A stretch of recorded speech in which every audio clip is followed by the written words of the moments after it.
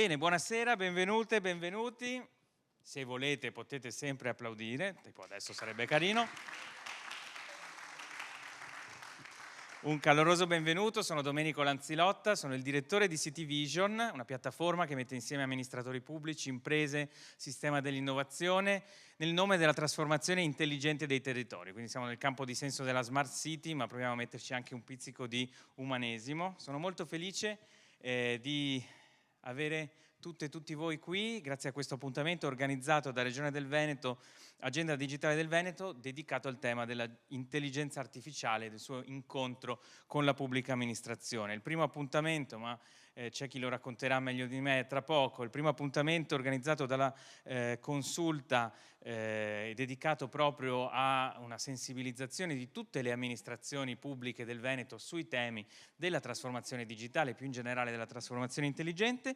Chiamo qui sul palco vicino a me per i saluti di apertura, per introdurre questo pomeriggio insieme, Francesco Calzavara, assessore all'agenda digitale della Regione del Veneto, Margherita Cera, assessore alla Smart City del Comune di Padova e Giacomo Possamai, sindaco di Vicenza e vicepresidente di ANCI Veneto. Prego, se volete accomodarvi. Prego, assessore. Benvenuti. Assessore Calzavara, bello riaverla qui e cosa vogliamo dire in apertura di questo appuntamento? Quanto contano questi temi nello sviluppo del Veneto che sempre di più punta ad essere la Smart Region d'Italia? Grazie e un buon pomeriggio a tutti. Innanzitutto vorrei ringraziare il sindaco Possamai e l'assessore Cera che sono qui oggi con noi. Loro probabilmente da giovani amministratori saranno quelli che vedranno la vera intelligenza artificiale applicata alla pubblica amministrazione. Io che ormai sono prossimo alla pensione rischio di intravedere quelle che saranno le opportunità che questa trasformazione ci permetterà di realizzare e spero possa diventare utile ai cittadini, perché poi quello che noi cerchiamo di fare attraverso gli strumenti che ci vengono messi a disposizione dalla pubblica amministrazione e dalle risorse che abbiamo in essa è creare le condizioni di sensibilizzare la pubblica amministrazione, gli amministratori che via via si susseguono negli anni, perché vi ricordo che ogni volta si rischia in alcuni casi di riprendere la discussione perché magari è cambiato un sindaco, perché è cambiato un dirigente e la regione si trova a dover riallacciare rapporti, a dover continuare un percorso di visione strategica che non può essere quella necessariamente di breve periodo, ma un po' di più. Per far questo si è cercato di dare anche una struttura come quella della Consulta per l'innovazione digitale, che è all'interno dell'agenda digitale del Veneto 2025, proprio perché riteniamo che sia compito della Regione del Veneto, anche dopo l'esperienza del Piano Nazionale di Ripresa e Resilienza, che non ha visto la nostra regione, così come altre, coinvolte direttamente nella pianificazione e nella visione di quelle che erano le opportunità date anche dalle risorse del Piano Nazionale Ripresa e Resilienza, almeno di cercare in questa trasformazione di poter essere insieme con chi quotidianamente poi si confronta con i cittadini, con i dirigenti, con chi in futuro avrà l'opportunità di utilizzare questo strumento, di essere al fianco e cercare, per quanto di nostra competenza, riuscire a creare le migliori condizioni.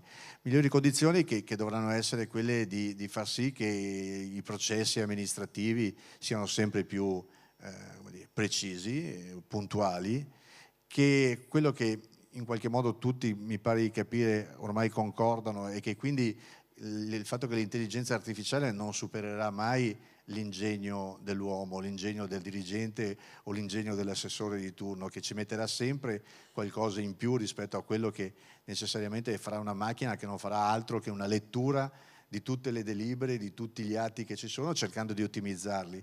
Ma poi c'è sempre la capacità, fortunatamente, dell'uomo di fare quel passo in più e di trovare delle soluzioni che inevitabilmente devono tener conto dei bisogni, dei tempi, delle necessità che da qui in avanti ci saranno. Ecco che allora insieme con voi cercare di costruire questo rapporto che ci permetta di creare una piattaforma che è poi quello che cerchiamo continuamente di professare, cioè così come abbiamo fatto con l'innovazione attraverso gli Innovation Lab, cioè cercare di far sì che ci sia promozione del territorio della cultura digitale. Oggi c'è un processo importante e introdurre all'interno della pubblica amministrazione, con tutti quelli che sono gli elementi inseriti anche dalla normativa europea, che sono legati alla privacy, a far sì che l'intelligenza artificiale non venga utilizzata per scopi che non siano quelli del bene comune, ma riuscire insieme con quella che è la macchina amministrativa di un comune, e vi ricordo che da noi abbiamo 560 comuni in Veneto, dove credo 3/4 di questi il responsabile dell'ICT è una battuta che ormai dopo 4 anni rischia anche di essere stanca, ma è la verità. Il responsabile dell'ICT è il geometra di turno con la passione dei computer. Quindi non stiamo parlando di comuni che sono strutturati per affrontare quella che sarà una sfida straordinaria. Ecco che allora il compito di accompagnamento della Regione è far sì che soprattutto tutta l'attività legata a chi opera quotidianamente all'interno della pubblica amministrazione, al di là delle sensibilità della politica di turno, comprenda che questa è una trasformazione. In primis, ad esempio, ne stavamo parlando, scusa, sto andando un po' lungo, però ormai finisco questo concetto. In primis i segretari comunali. I segretari comunali sono pronti a utilizzare l'intelligenza artificiale per redare i propri atti, perché da lì partiamo. Trovare qualche segretario comunale illuminato, forse anche più giovane, che comprenda quali sono le opportunità che la nuova tecnologia ci darà, e far sì che poi, come sempre, le buone pratiche vengano copiate in giro per l'Italia e soprattutto nel Veneto. Ecco, questo è un po' il traguardo che ci diamo, cerchiamo insieme attraverso eventi come questi di riuscire a promuoverlo. Le tante persone che ringrazio per essere qui oggi sono la testimonianza che il tema è assolutamente attuale e vede una regione continuare ad investire per cercare di essere contemporanei e utilizzare al meglio questo nuovo strumento. Grazie. Grazie Assessore Calzavaro. Assessora Cera, è il primo appuntamento, dicevamo, di una serie, mettiamoci un po' più avanti a favore di luce, primo appuntamento di una serie di appuntamenti che saranno organizzati dalla Consulta. Un po', diciamo che i comuni capoluogo cercano di trainare nel cambiamento anche le unità amministrative più piccole, così? È assolutamente così, è un piacere infatti per la città di Padova innanzitutto ospitare gli stati generali delle città intelligenti e quindi questo importante evento di City Vision, per il quale, Domenico, permettimi di ringraziarti, e insieme a un grazie che va all'assessore Calzavaro e alla Regione Veneto proprio per aver voluto istituire questa consulta dell'innovazione che possa accompagnare gli amministratori dei capoluoghi ma anche dei comuni più piccoli nel percorso della transizione digitale. Un percorso che naturalmente non è privo di ostacoli, nel senso che sappiamo che c'è un problema legato alle competenze che le pubbliche amministrazioni e i comuni fanno un po' fatica magari talvolta ad attrarre quelle necessarie proprio alla realizzazione della transizione digitale, e dall'altra parte un problema talvolta di budget, nel senso che tutti noi, credo, amministratori in questo momento ovviamente ci troviamo di fronte a far quadrare insomma il bilancio, e non sempre gli investimenti legati proprio al digitale magari sono i primi a cui le giunte possono pensare.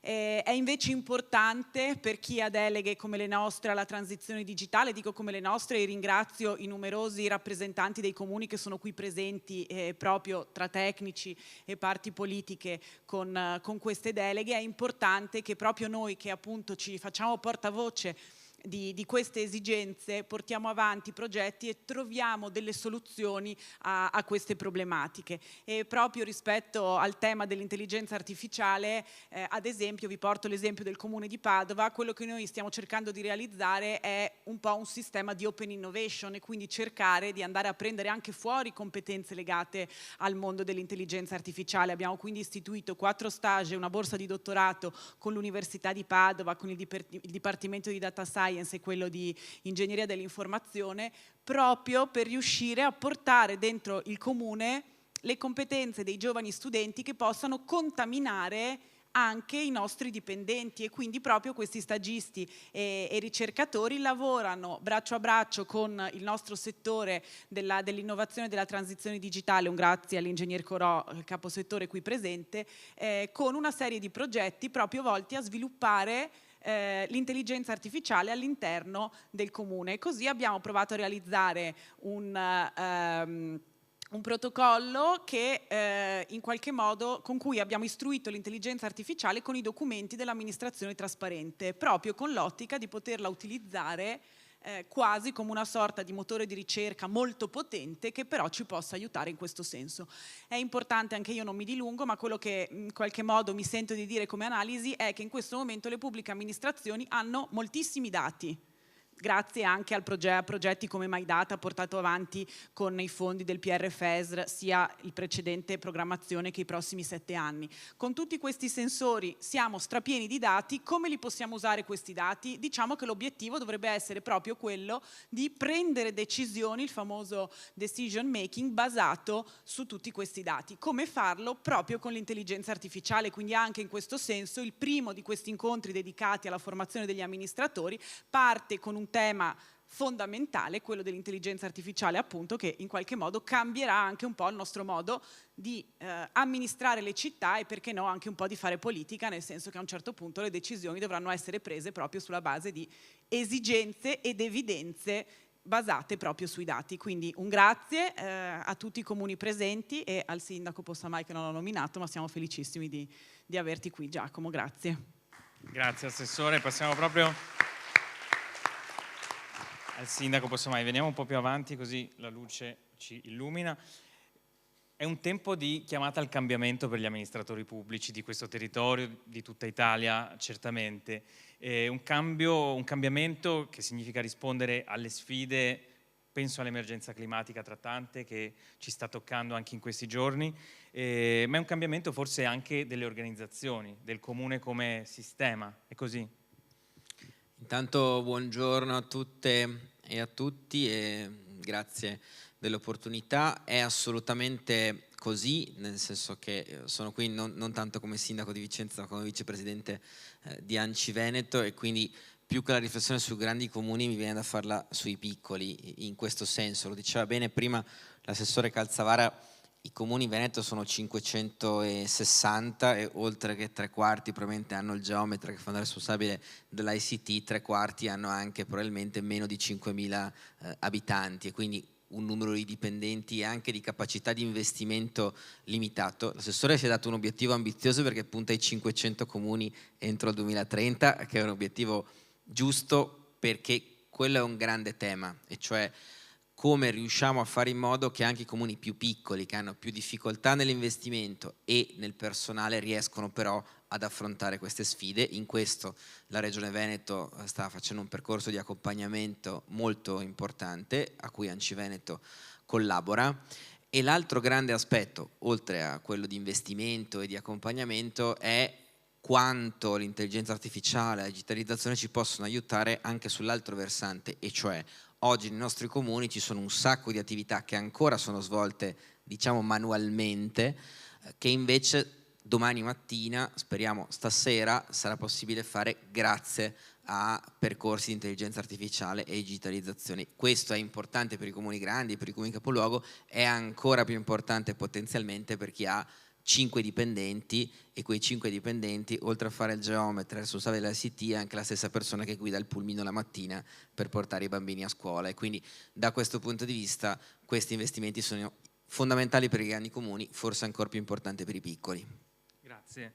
E allora ringrazio ancora una volta l'assessore Calzavara, l'assessore Cera e il sindaco, il vicepresidente di ANCI Veneto Giacomo Possamai. Grazie, vi potete accomodare ed entriamo, grazie ancora una volta, ed entriamo nel vivo di questo pomeriggio insieme. Che cosa accadrà in questo pomeriggio?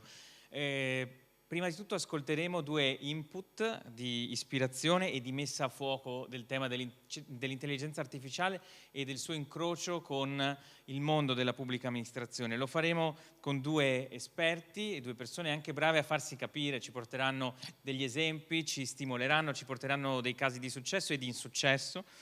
Sono Matteo Flora e Alessandro Scandaletti, tra poco il palco sarà loro, sono dei momenti interattivi, c'è una prima parte per entrambi di contenuti che loro ci offriranno, ma anche un momento, se lo vorrete, di confronto in cui potrete porre le vostre domande, ascoltare e condividere riflessioni. Poi in chiusura un panel di confronto metterà insieme le voci di Agid e quelle di 3 dirigenti di pubbliche amministrazioni del nostro territorio che ci aiuteranno a ragionare sugli strumenti, ancora una volta, da un lato, gli strumenti che il governo centrale e il territorio mettono a disposizione della trasformazione delle nostre pubbliche amministrazioni, ma anche un po' a ragionare su che cosa significa poi farla giorno per giorno dall'interno della macchina amministrativa locale. Io non parlo oltre, invito qui sul palco Matteo Flora per il suo input ispirazionale. Matteo Flora, lo ricordo, è un imprenditore, docente universitario e grande divulgatore. A te il palco, Matteo. Il dire che questa cosa è creatività ci fa paura, perché abbiamo sempre pensato alla creatività come una qualità distintiva proprio dell'intelligenza umana, l'abilità di generare prodotti che sono nuovi, originali, utili ed efficaci, ed era una cosa nostra.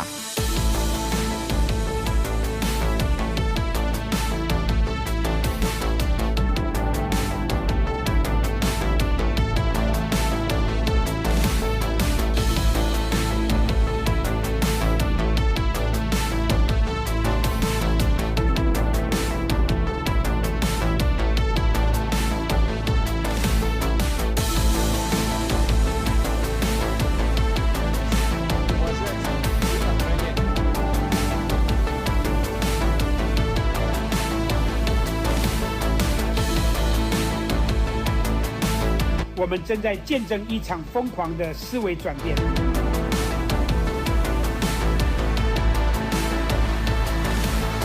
Assistiamo alla prima rivoluzione industriale che non toccherà la classe operaia, come quelle che abbiamo visto sinora, ma toccherà i colletti bianchi.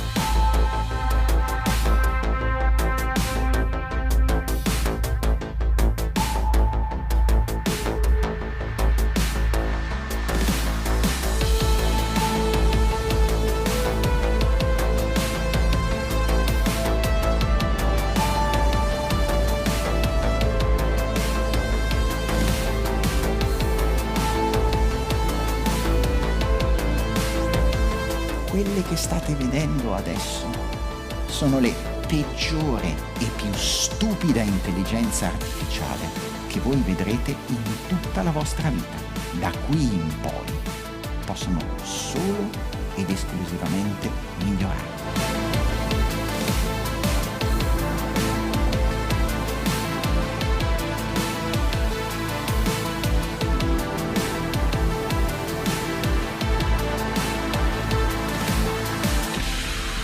Si programma un Dio.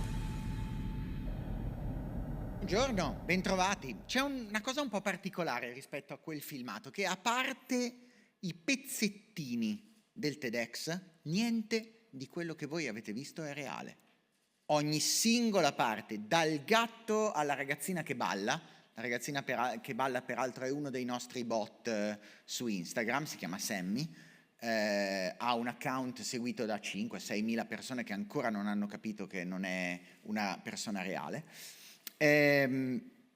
fino a l'avatar del politico che avete visto, politico è una parola grossa, del comico che avete visto che parla in cinese, passando da la finta faccia di Putin rigirata su Macron, sono tutte generate da un'intelligenza artificiale. Sono le intelligenze artificiali generative, è la parte che io insegno in università, mi hanno appioppato, non volendo, la cattedra di sicurezza delle AI e delle superintelligenze allo European School of Economics, che è un nome molto figo per poi raccontare quella cosa che tecnicamente si chiama allineamento e sovrallineamento.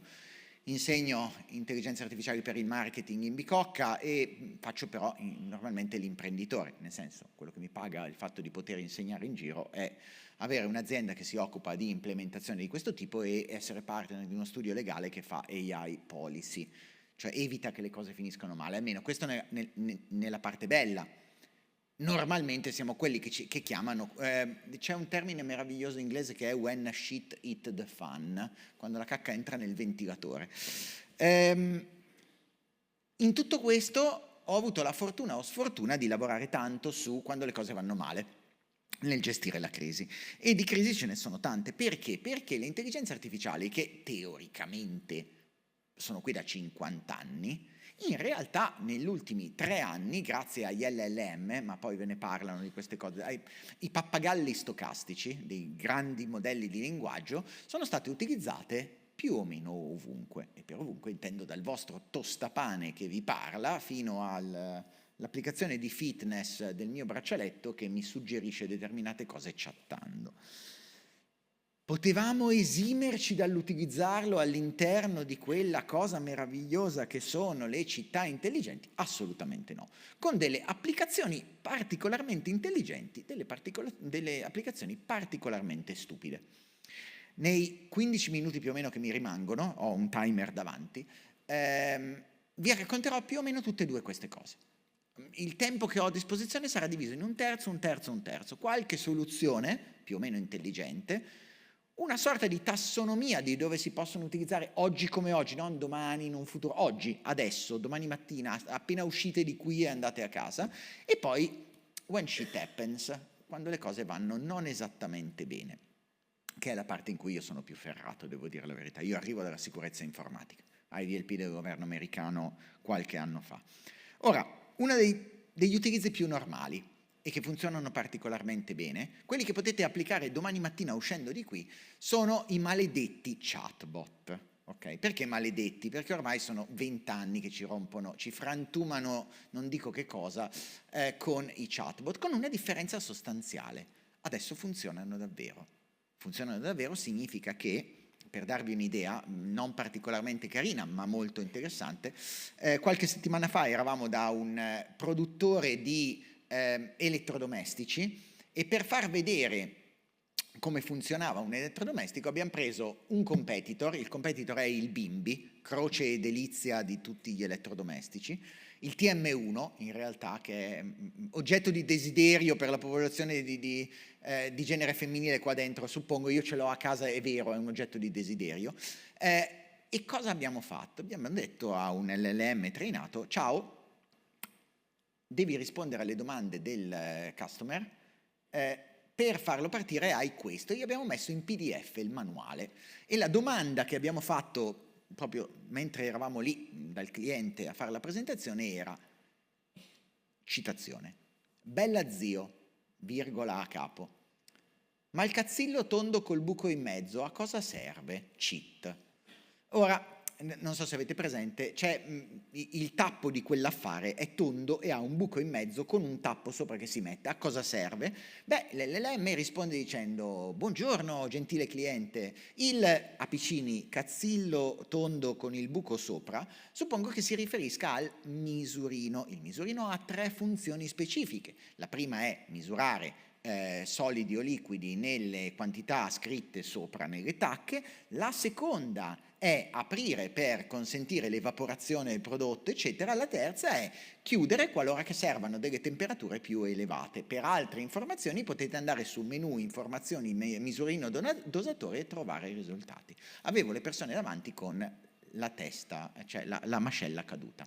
Vienna, il comune di Vienna lo utilizza normalmente per le informazioni relative alle parti della gestione normale del cittadino, dall'accesso all'equivalente locale del fascicolo del cittadino fino a come ottenere prodotti e servizi. Funziona? Sì, è il modo con cui io cerco di girare il comune di Milano in cui io abito. Scarico le guide in PDF, le butto in un LLM e gli chiedo di spiegarmi come diavolo devo navigare all'interno del sito del mio comune, che vi assicuro, sono stato in diversi labirinti nella mia vita, farei cambio tutta la vita in confronto al comune di Milano.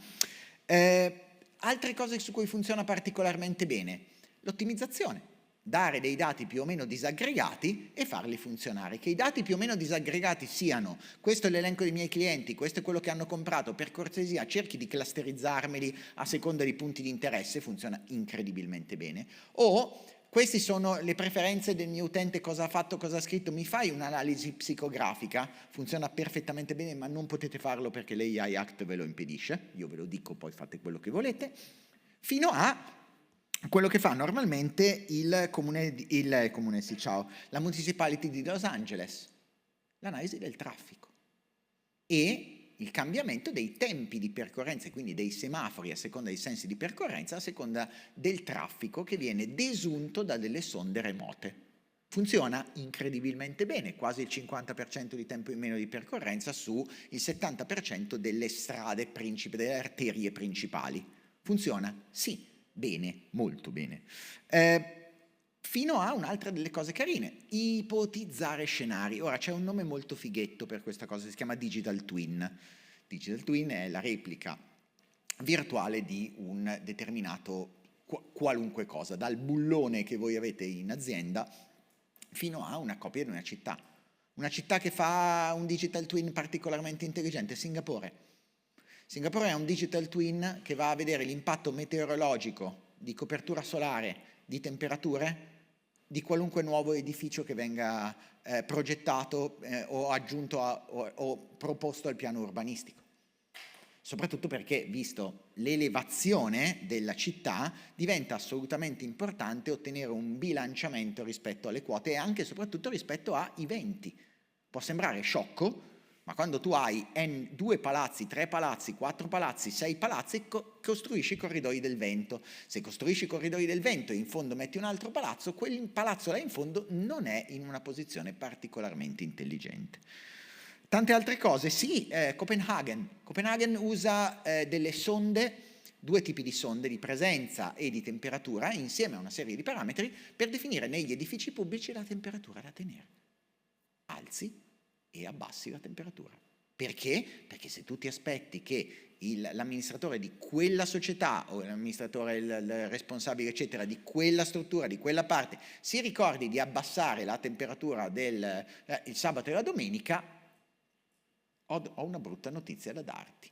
Quindi il sistema che cosa fa? Il sistema va a vedere le persone che sono all'interno, ci sono una serie di rilevazioni di presenza che tra l'altro funzionano su microonde o a bassa frequenza, quindi non hanno la faccia, non c'è bisogno, anche così almeno non c'è problemi di privacy eccetera, vedono, imparano in determinati contesti e abbassano. Funziona? Sì, funziona fino a un 10-15% di saving rispetto ai consumi, che non è proprio un dettaglio. Credo che molti qua dentro di voi stiano sbavando l'idea del saving che si può avere.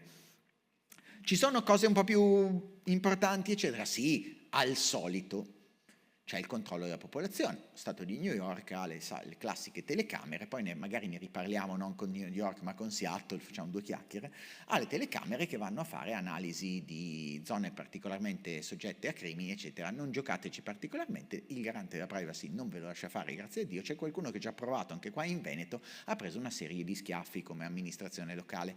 Res bona iustaque, aggiungerei, cosa buona e giusta. Un'altra delle cose interessanti, uno degli esperimenti più belli, è cosa fare con i feedback normali. Ora, io lo so che cosa fate normalmente con tutte le varie realtà nel territorio con i feedback, cioè c'è un grosso tubo che passa dalla casella dei suggerimenti al cestino dei rifiuti. È inutile che dite di no, è così, lo sappiamo tutti. C'è un modo un po' più intelligente, ad esempio la collezione rispetto ad alcune aree tematiche di commenti della popolazione, piattaforme di engagement civico, le mail che arrivano, il customer care, la mail di info, e invece che leggere cercare di utilizzare un'intelligenza artificiale per clusterizzare il tipo di risposte. Funziona incredibilmente bene. Lo sa molto bene la città metropolitana di Barcellona, che da qualche anno sperimenta un sistema di questo tipo con estrema soddisfazione, per 2 motivi. Uno, perché non devi leggere ancora i suggerimenti, quindi è l'equivalente con l'intelligenza artificiale del cestino dei rifiuti. Okay. Con un dettaglio significativo, che quando, pensateci un secondo, quando una tematica diventa abbastanza importante, si denota nel volume delle richieste. Tra l'altro era 37 Signals, se vi interessa, è azienda americana che di cui il fondatore ha scritto un po' di libri di management molto carini, devo dire la verità, fatti molto bene, che era lo stesso che ti diceva: leggi i suggerimenti e cancellali dalla mail. Perché? Perché quando a un certo punto qualcosa interesserà davvero ai tuoi utenti, ti stancherai di leggerlo, cioè te ne arriveranno talmente tanti che non hai bisogno di segnarteli, hai bisogno semplicemente di sapere perché te ne arrivano a frotte. Questo è l'equivalente. Tutte queste non sono cose groundbreaking, ok? Non sono cose che cambieranno la vostra vita, ma sono cose con tempi di implementazione che vanno nelle decine, forse a qualche centinaio di ore, non nelle migliaia, le decine di migliaia di ore uomo, le generazioni che servono per fare i progetti normalmente, non solo nella PA, ma nella PA e nell'enterprise. Sono tutte cose estremamente semplici, drop-in, che funzionano. In realtà c'è una tassonomia molto bella, ce ne sono più di una, però ho recuperato un po' dei vari paper accademici che parlano di tassonomie di utilizzo e più o meno sono tutti nello stesso punto di vista. E come dividono le tassonomie? Uno per la gestione delle infrastrutture e dei servizi urbani, cioè la catalogazione di dati sparsi e il cercare di avere senso, almeno macroscopicamente, rispetto a quei dati. E se ci pensate, probabilmente da qualche parte avete un secchiello di dati di cui non avete la più pallida idea di come iniziare ad approcciarli. Ecco, non ho la più pallida idea di come iniziare ad approcciarli, è un ottimo modo per provare a vedere cosa l'intelligenza artificiale può darvi come clusterizzazioni. Perché è intelligente? No, perché alla fine i problemi sono una manciata in giro per il mondo. Tutta la parte di training set insegna a queste intelligenze artificiali quali sono i modelli più o meno più comuni e da lì in poi li utilizza per farlo funzionare. Una delle cose su cui funziona molto bene sono i problemi più o meno irrisolti. Il commesso viaggiatore è uno di quelli, l'ottimizzazione dei trasporti, l'ottimizzazione dei pattern, l'ottimizzazione dei percorsi, indipendentemente che poi i percorsi diventino il ritiro dei rifiuti all'interno delle città a seconda di n parametri o diventi le tracce del trasporto pubblico o del pulmino per i disabili. Importa poco. Il concetto di base è i percorsi, le cose che girano da A passando per con queste constraint. È una di quelle cose che funzionano discretamente bene. Un'altra delle cose ovviamente è la versione di sicurezza ed emergenze, cioè il preemptive alert, quella cosa di soglie dove magari non è che mi evita che succeda l'inondazione, ok? È un'intelligenza artificiale, non è Dio, ok? Non ancora perlomeno. Però da quel punto di vista dà delle difformità rispetto al segnale. Cioè quelle cose, quei livelli di allarme dove dice c'è qualcosa che non va normalmente. E normalmente quando succede questa cosa può succedere quest'altra. Ce n'è un'altra che in realtà secondo me se dovessimo fare una torta per adesso questa prenderebbe l'85% del resto della torta, che è l'engagement. Ora, engagement è un termine del cavolo che si usa nei social media, ok? Però l'engagement è il dialogo costruttivo con i cittadini. E cosa fanno? Beh, ad esempio una cosa molto scema, ma con un impatto devastante, la preparazione delle risposte, delle mail, la preparazione dei messaggi. È una di quelle cose che vi assicuro viene sempre sottovalutata e che è enorme. Cosa significa? Significa che in qualunque tipo di sportello, in qualunque sistema customer facing, dicono quelli intelligenti, quindi io lo copio e basta, cioè quando c'è da una parte qualcuno che mi fa delle domande e io che devo rispondere, la predisposizione di un messaggio da parte di una macchina che poi l'operatore non è che prende e invia, che poi rimette a posto, controlla se va bene, eccetera, con una differenza sostanziale. C'è un bellissimo paper del 2022 di JAMA Research, JAMA è roba medica, che fa un test fantastico, cioè prende 100 domande di persone e le divide, a 50 fa rispondere da dei medici, domande mediche, a 50 fa rispondere, no, pardon, erano 100 e 100 se non mi ricordo male, comunque fa rispondere a GPT, attenzione, GPT controllata da un medico perché sta rispondendo a delle domande mediche, sinceramente di dirgli di prendere il curaro magari lo evitiamo, ok? Poi qualcuno vi parlerà di allucinazioni.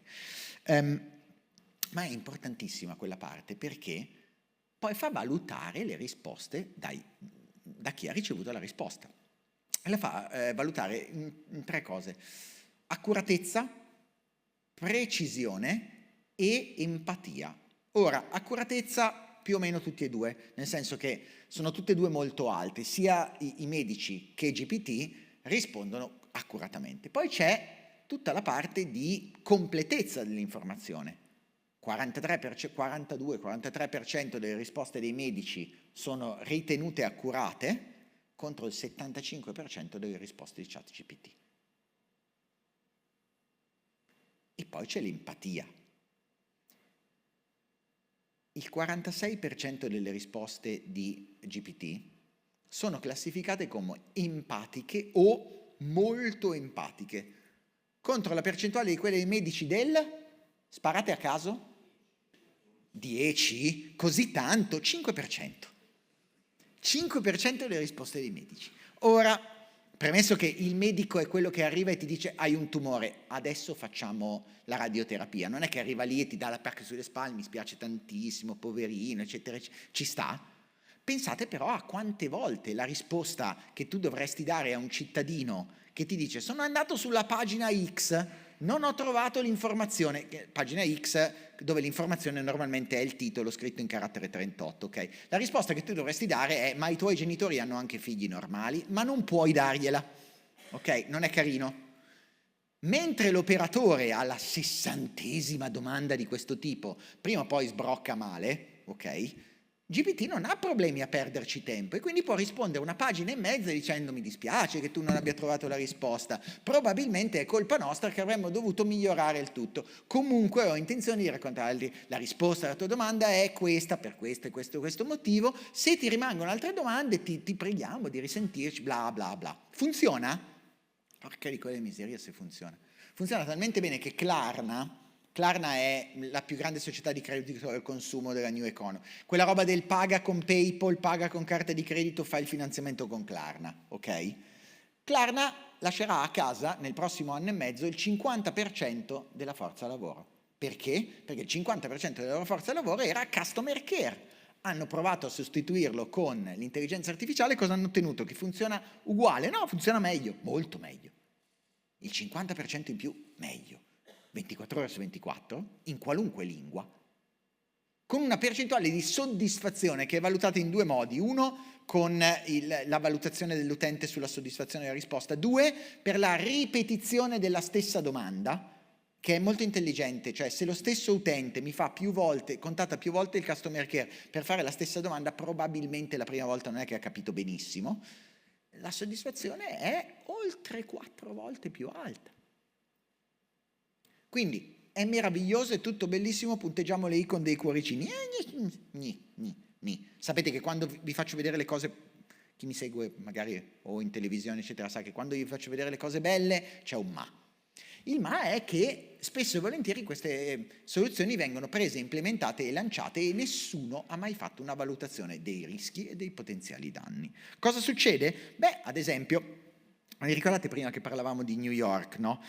Invece che New York, se noi ci prendiamo Atlanta, Georgia, il bellissimo sistema di analisi con l'intelligenza artificiale delle telecamere è stato sfondato. Cosa significa? Che il 1 milione e passa di identità con tutti gli spostamenti, movimenti, eccetera, sono in mano al migliore offerente in giro per il dark web. È stato utilizzato? Beh sì, si vocifera che sia stato venduto, ad esempio, gli spostamenti di una persona a chi? A gente facoltosa per vedere se andava dall'amante o meno, perché poi alla fine non è che lo vendi ai terroristi, lo vendi a qualcuno che vuole vedere se c'ha l'amante o meno. O allo stalker di turno che vuole appostarsi dietro l'angolo per prendere quella ragazza in quel tragitto che fa in quel posto in cui non ci sono telecamere. Così, giusto per dire. Nel caso vi venga l'ipotesi che io sia una brutta persona, non è un'ipotesi, è vera. Poi c'è Predpol, Predictive Policing, è un algoritmo meraviglioso negli Stati Uniti che in diverse città andava ad analizzare e a dire dove mettere le pattuglie della polizia. Come funzionava? Benissimo. No. Funzionava così. Dove c'erano più crimini? Perfetto, lì. Ne mettiamo più pattuglie. Cosa succedeva? Succedeva che più pattuglie tu metti a guardare petty crimes, crimini, più indovina una cosa? Più ne trovano. È un po' come le multe, no? Dove ci sono più multe? Dove metti più persone a controllare. Se tu metti il doppio delle persone a controllare, quante multe dai? In genere il doppio, ok? Perché il problema non è che le multe non ci sono, il problema è che non ci sono abbastanza persone per controllarle tutte. E quindi cosa succedeva? Questa spirale verticale, dove più gente veniva mandata all'interno, discriminando, di quei quartieri a bassi redditi, togliendole dagli altri dove c'erano i crimini, in realtà che non erano petty crimes, ma erano crimini organizzati, erano rapine, erano altro tipo di crimini. Ed è abbastanza normale. Io non è che voglio rompervi le scatole parlandovi dei bias, eccetera, ma questo è il classico esempio. Vado dove ci sono più sì, porto più persone, ne trovano di più, ne porto ancora di più, ma qualcuno si è perso una valutazione del rischio dietro di questo, è una valutazione macroscopica dei dati. E vi assicuro che succede un terzo delle volte che noi vediamo qualcosa che viene applicato è gente che ti dice è bellissimo, facciamolo, e qui nessuno ha mai fatto un'analisi del rischio fatta, non vi dico come Dio comanda, non ha fatto l'analisi del rischio, punto. Cioè ha preso il geometra che fa l'analisi del rischio e non è esattamente il suo. Sì, alle volte in Texas, la rete Texas è gestita da un paio di algoritmi di intelligenza artificiale abbastanza carini che normalmente sulla base dei loro dati storici funzionano discretamente bene. Distribuzione elettrica, quindi produzione, spostamento, eccetera, eccetera, della rete. Tranne quando nel 2021 arriva un freddo incredibile, si blocca una delle centrali più grosse elettriche della zona e in più il meteo non è allineato a quello che normalmente è la previsione della stagione. Cosa succede? Che salta la distribuzione elettrica per una serie di ore perché ovviamente l'algoritmo cerca di distribuire dell'energia che non ha e quello che succede in genere non è piacevole. 500.000 di persone lasciate al freddo e al gelo durante una delle più rigide tormente che la zona riesce a beccare. Ancora una volta, perché? Perché l'affidarsi a quella parte senza pensare agli umani è un problema. Parlando di umani, le intelligenze artificiali creano disoccupazione? Sì, punto. Prossima domanda, nel senso, tutta una serie di cose che vengono automatizzate ovviamente richiedono meno persone, altrettanto meno ovviamente però quei ruoli che normalmente vengono cancellati dovrebbero essere trasformati all'interno di sorveglianza, controllo e analisi. Ha fatto così la linee metropolitane francesi, completamente automatizzate, ma le persone sono state riconvertite a far cosa? A guardare il treno mentre automaticamente andava? No, nei sistemi di controllo e di automazione e nei sistemi di controllo e sorveglianza all'interno delle infrastrutture, ottenendo a questo punto molta più efficienza, perché ovviamente le ore singole di lavoro sono di un certo tipo, ma elevando contemporaneamente a parità di costi del personale quello che è lo standard di riferimento. Ultima cosa, le valutazioni. Una delle cose che io vi sconsiglio fortemente di usare gli algoritmi per fare è la valutazione delle competenze e la valutazione del personale. Funziona apparentemente incredibilmente bene, ma il diavolo sta nei dettagli. E tra l'altro io ho qua davanti l'esempio di Impact. Impact è il sistema del Washington DC, dello stato di Washington, non della città di Washington, con cui venivano e vengono ancora entro certi limiti valutati i docenti. I docenti vengono valutati sulla base di tutta una serie di parametri più o meno oggettivi. Quello che è successo tra il 2009 e il 2013 è oltre 400 insegnanti mandati a casa perché non avevano il minimo di performance e poi si scopre che lavoravano in zone particolarmente disagiate, che cercavano l'integrazione dei soggetti deboli e che non potevano eccellere nello stesso modo. Io vi dico questo, ma se voi andate a vedere gli ultimi casini che sono successi col Ministero della Pubblica Istruzione e l'assegnazione nell'ultima tornata delle cattedre, vedete che è successa esattamente la stessa cosa. Tutto questo per dirvi che cosa, perché ho finito il mio tempo a disposizione, che Le soluzioni ci sono e vengono utilizzate, sono particolarmente intelligenti e funzionano molto meglio però quando nella vostra testa non c'è il cosa fa più figo al prossimo incontro di City Vision da portare sul palco, ma il cosa c'è di particolarmente scemo come azione che io devo fare e mi porta via particolarmente tanto tempo uomo, dove io primo dico è un lavoro da scimmie, santo Dio, perché dobbiamo metterci così tante persone? Quello è il punto dove muovervi e funziona incredibilmente bene, incredibilmente bene. Se lo pensate non con quella cosa particolarmente fighetta, ma con quella cosa che particolarmente utilizza un sacco di ore uomo. Lì è dove dovete partire. Non farete una figura meravigliosa con il vostro vicino di comune, di città, di provincia, ma otterrete un sacco di risorse in più, ricordandovi che qualunque movimento che usa l'intelligenza artificiale deve prendere una frazione significativa del saving e metterla in un cantuccio facendo analisi del rischio, perché normalmente l'intelligenza artificiale è un moltiplicatore di capacità, è un moltiplicatore di potenzialità del singolo utente, è un moltiplicatore del saving e anche un moltiplicatore della famosa, e richiudo dall'inizio, shit, la cacca che finisce nel ventilatore quando le cose vanno male. Perché se qualcosa va male con un'intelligenza artificiale, va male a ordini di magnitudo superiore a quello che sarebbe andato male mettendoci adeguato numero di persone a far andare male la cosa. Tutto qui, ho ancora un minuto per le domande, eventualmente. Domande 5? E 4? E 3? E 2? E 1? Niente domande? Sono lì sotto, fatemi le domande dopo. Buona giornata.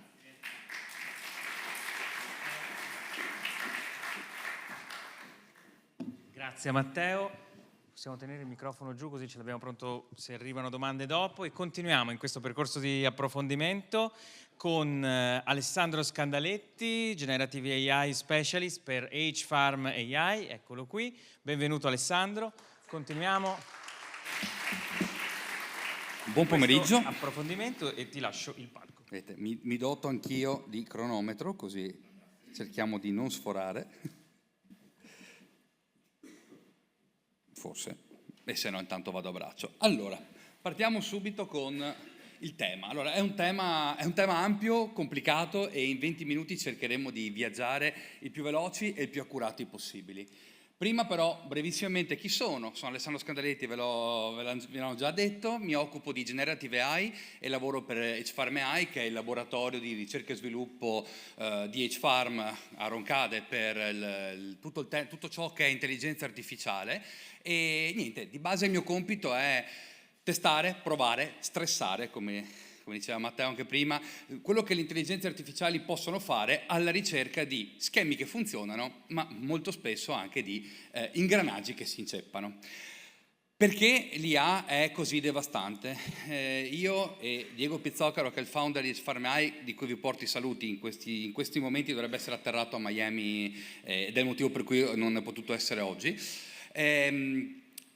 Usiamo spessissimo questa slide. Perché? Perché ci dice una cosa, che a livello di esplosione tecnologica ChatGPT, che è il primo large language model che la maggior parte delle popolazioni ha iniziato a conoscere, a sentire e che tuttora molti scambiano per il concetto in assoluto di intelligenza artificiale, ChatGPT, questa rivoluzione, diciamo, nella sua versione più basica, più semplice, più limitata, la 3.0, esce e l'anno scorso, nel giro di 60 giorni, raggiunge 100 milioni di utenti, cosa per cui le altre grandi tech company avrebbero probabilmente fatto patti con creature dell'oltretomba e generato le peggio cose pur di arrivarci. Calcolate solo che Netflix, che è nelle nostre case in una maniera così permeante, ci ha messo quasi 3.500 giorni per arrivare ai 100 milioni di utenti. Questo cosa ci dice? Ci dice che il tema dell'intelligenza artificiale ha colpito tanto, ha colpito tutti, ed è uno delle buzzword, no? Si dice nel marketing, nella comunicazione, dei temi che ronzano un po' nella testa e che riempiono molte delle discussioni.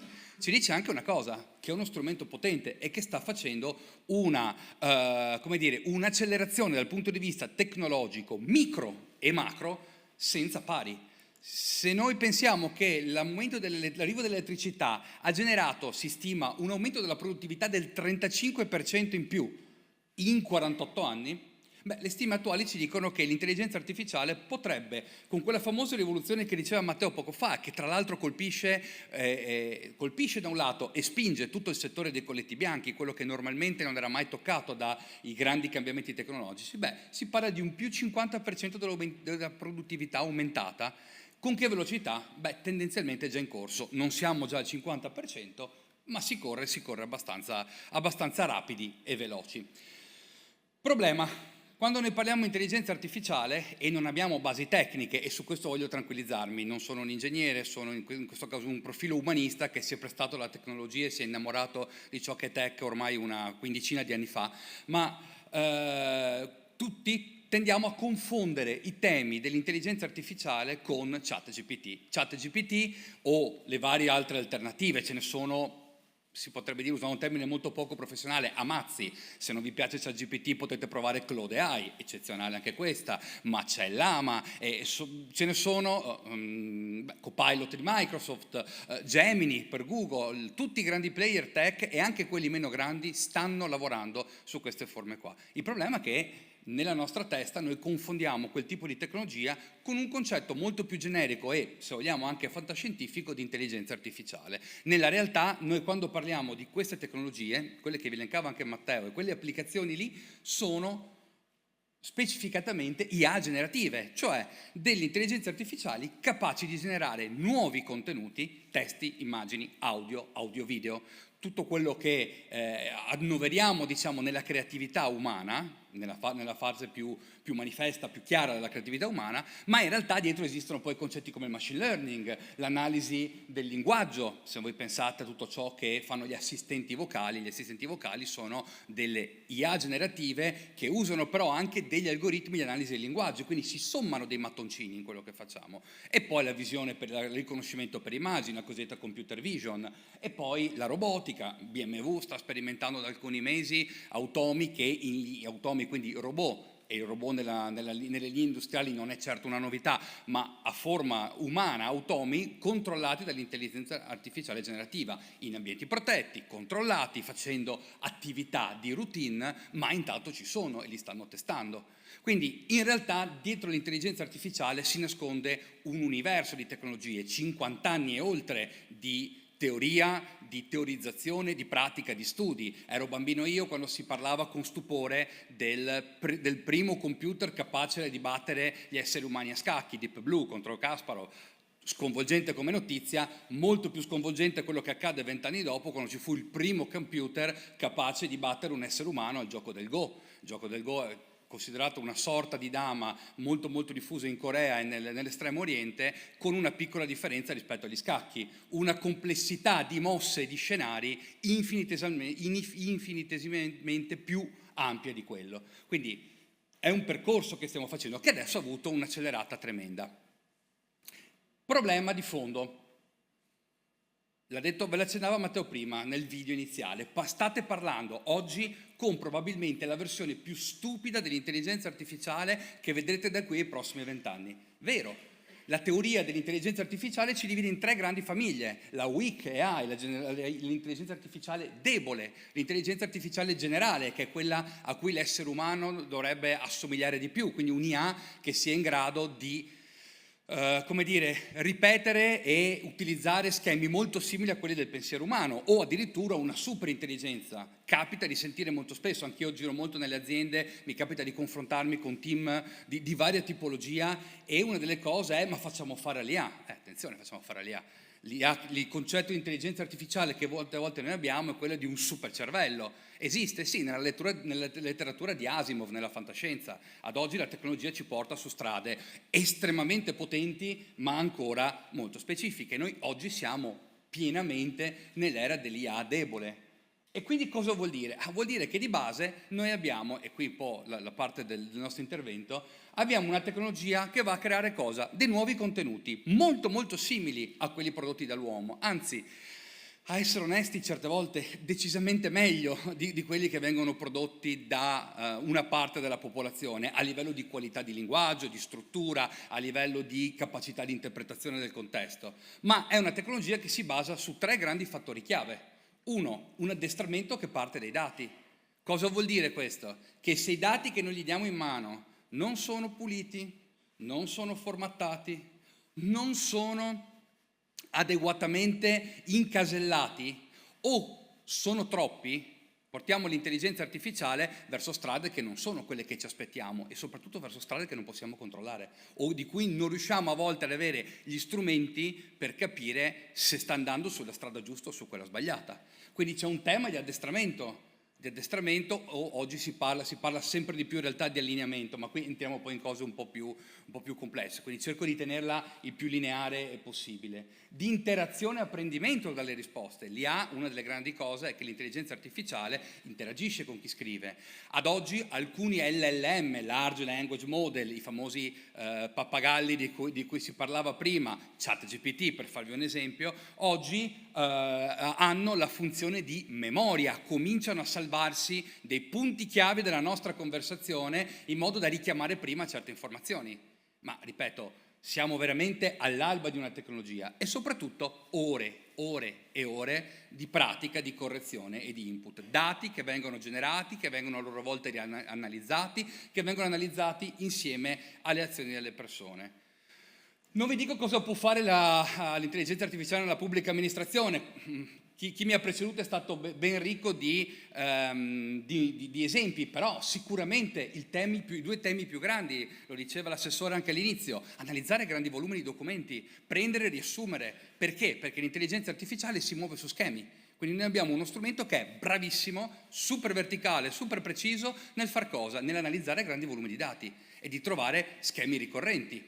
Quindi questo per esempio è una delle cose che facciamo, i chatbot in assistenza coi cittadini, l'intelligenza artificiale ha empatia, è capace di confrontarsi con le persone, ha la pazienza che noi non abbiamo.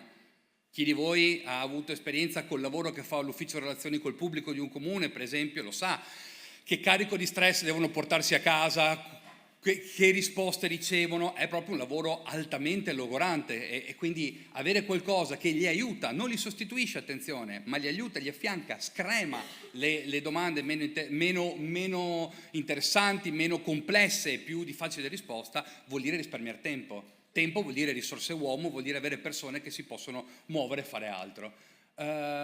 Tutto molto bello fin qua, abbiamo visto uno scenario bellissimo, ma appunto come si diceva, ci sono degli aspetti che vanno considerati, non siamo di fronte alle intelligenze artificiali definitive, anzi siamo alla versione, come dire, con molti limiti di una tecnologia che sta crescendo e che sta progressivamente espandendosi. E quindi cosa vuol dire? Vuol dire che gli strumenti di intelligenza artificiale che usiamo sono soggetti molto spesso ai cosiddetti bias. Se vogliamo semplificarla, soffrono di pregiudizi. Un esempio? Se noi diamo in pasto, ovviamente molto semplificato, ma se noi diamo in pasto a uno strumento di questo tipo tutta una serie di dati, di informazioni, in cui disegniamo uno scenario dove, ad esempio, identifichiamo una tipologia di etnia più propensa a un crimine, oppure identifichiamo un genere più propenso a un lavoro, esagero, diamo un pacchetto di dati dove il 90% degli uomini fa un lavoro manageriale e il 90% delle donne fa un lavoro di tipo domestico, cura dei figli e tutto quanto, e poi chiediamo agli IA cosa fanno principalmente gli uomini e le donne, non aspettiamoci risposte evolute. Una delle frasi un po' forte che amo dire è: non aspettiamoci risposte intelligenti a domande sceme. Qualche volta in realtà l'IA lo fa, ma se noi gli diamo dei dati che puntano in una direzione, come può questo strumento di suo portarmi in un'altra? Ovviamente in realtà ci sono strumenti per cui le IA si possono correggere e quant'altro, ma vado per massimi sistemi. E per farvi ragionare sul tema del dato, lo diciamo prima, abbiamo tonnellate di dati, ma sono corretti, sono misurati, sono presi nel giusto contesto, sono organizzati in maniera corretta. Le IA soffrono di allucinazioni. Cosa sono le allucinazioni? Succede che la quantità di informazioni che sono all'interno di un large language model o di un'intelligenza artificiale generativa in senso più ampio sono tantissime, ma ciò che fa decidere a queste intelligenze artificiali che risposta darci è un meccanismo probabilistico. Nella maggior parte dei casi le probabilità sono a nostro favore, ma ci sono dei casi in cui l'IA prende delle strade non nella maggioranza della probabilità, ma va a prendersi dei casi molto settoriali e dà risposte non coerenti.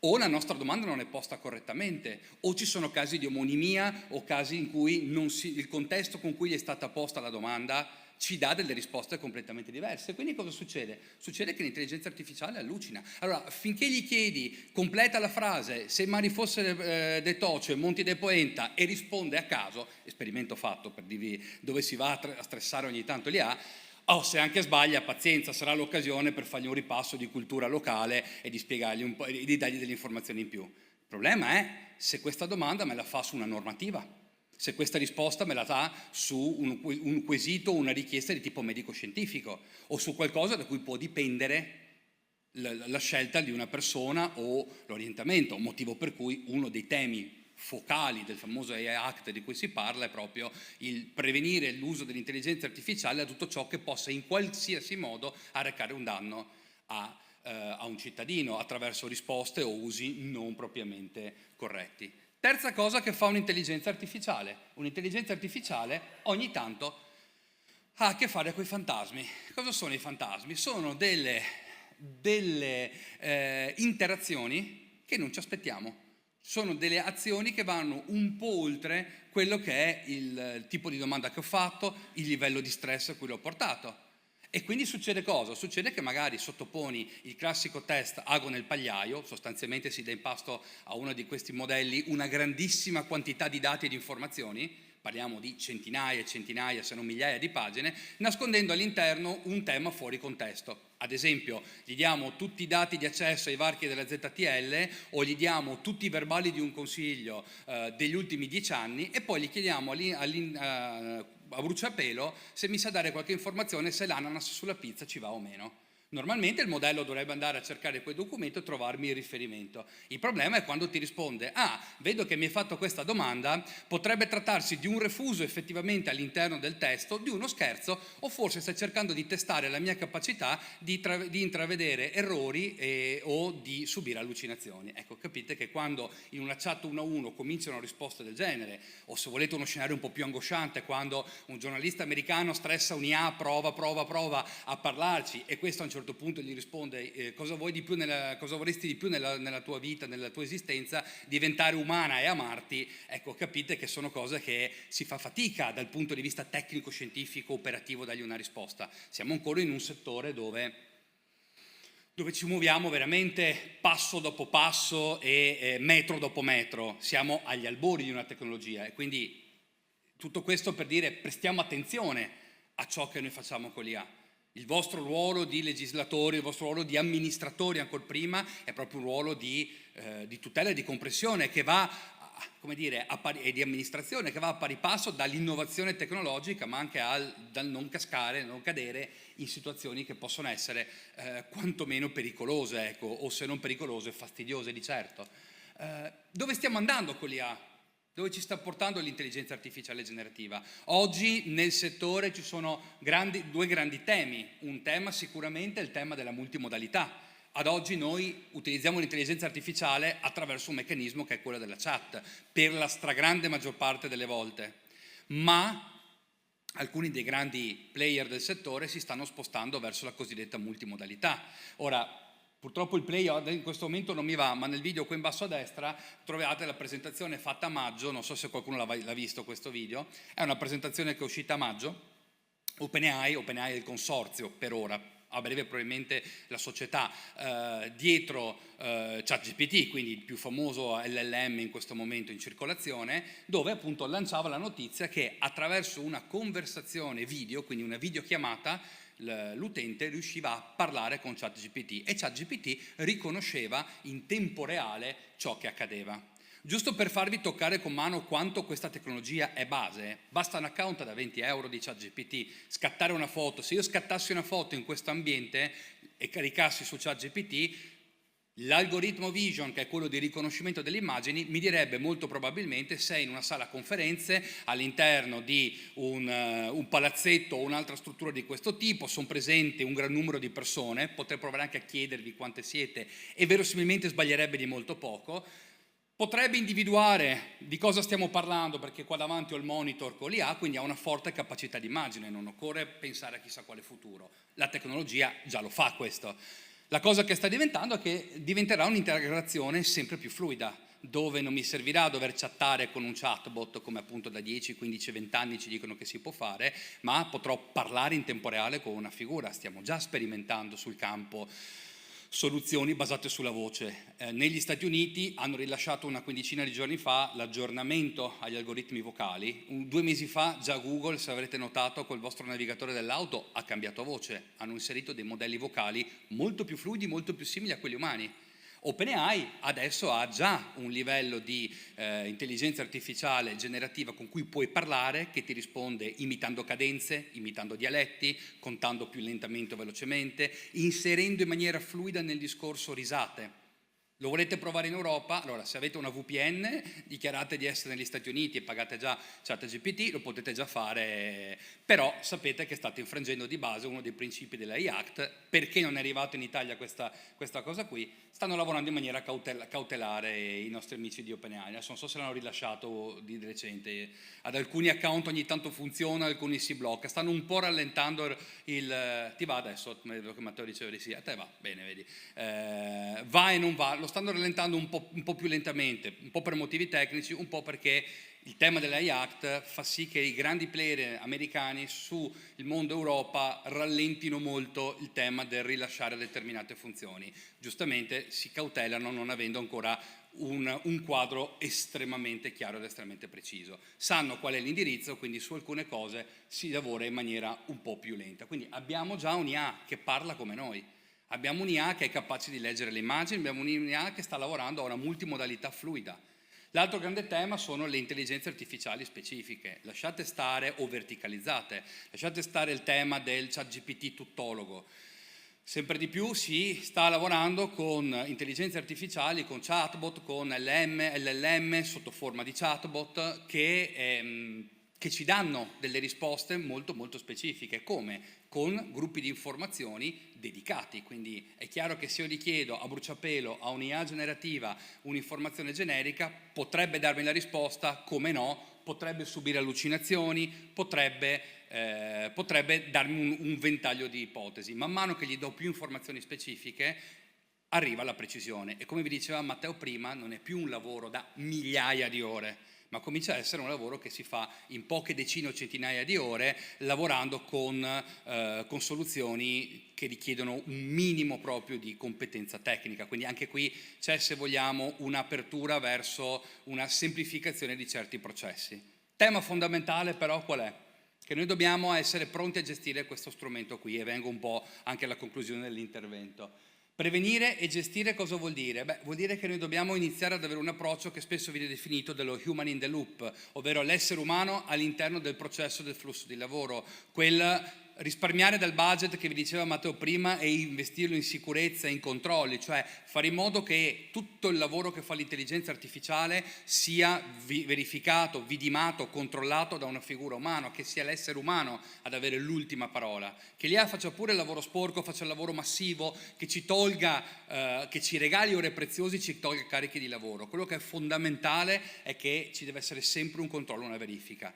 Dati di qualità, lavorare sui dati, migliore la qualità dei dati, più riusciamo a ottenere dati puliti, più risultati saranno migliori. È un approccio consapevole. Il tema l'hanno citato anche nell'introduzione sia gli assessori, sia regionale che comunale, sul tema della sfida. La sfida è proprio quella di portare uffici tecnici, uffici e professionalità che non sono abituate a lavorare con questi strumenti ad utilizzarle nella maniera corretta, a utilizzarle dentro i limiti di legge, ma soprattutto dentro i limiti di buonsenso, ad avere un tempo e una pratica di sviluppo. Attenzione, ci sono anche delle sfide. Il tema del privacy, GDPR e AI Act sono fondamentali. Grandi volumi di dati e tutela della privacy non vanno così facilmente d'accordo, soprattutto perché parliamo di strumenti che si migliorano, che vengono addestrati, che si allineano lavorando sui dati, e quindi spesso questi dati sono molto al confine di quello che la privacy e la normativa ci può dare. La tutela delle persone e dei diritti fondamentali è un aspetto centrale. Usare l'intelligenza artificiale per il controllo, per la schedatura, per la previsione di determinati avvenimenti non è in questo momento, grazie al cielo, autorizzato, quantomeno non nei paesi, diciamo, prettamente noti per essere democratici. In altre parti si sta già parlando di social ranking e di meccanismi di valutazione attraverso l'IA dell'operato delle persone, anche e non solo a livello civico, ma anche proprio a livello di partecipazione politica e quant'altro. C'è un tema di sviluppo tecnologico. Normare significa regolamentare, ma non dovrà essere un freno, e questa sarà una delle grandi tematiche proprio legate alle AI Act. E c'è un tema di sostenibilità. Cambiano le competenze digitali. Oggi come oggi, l'abbiamo visto, non si può parlare solo all'ICT manager o a chi prima vi faceva la sicurezza dell'infrastruttura o gli aggiornamenti delle licenze o quant'altro. Oggi è un processo che è molto più largo, ma prima di saper utilizzare l'IA, il punto centrale è smontare, analizzare i nostri flussi e processi di lavoro e sapergli inserire l'IA all'interno nei punti dove serve. Diceva molto bene poco prima il collega, noi dobbiamo usare l'IA dove serve, non dove fa bello, dove risolve i problemi, non dove ci permette di fare lo show off, la mostra del abbiamo l'AI. Oggi appunto dal tostapane all'auto all'AI. Il problema è cosa fa.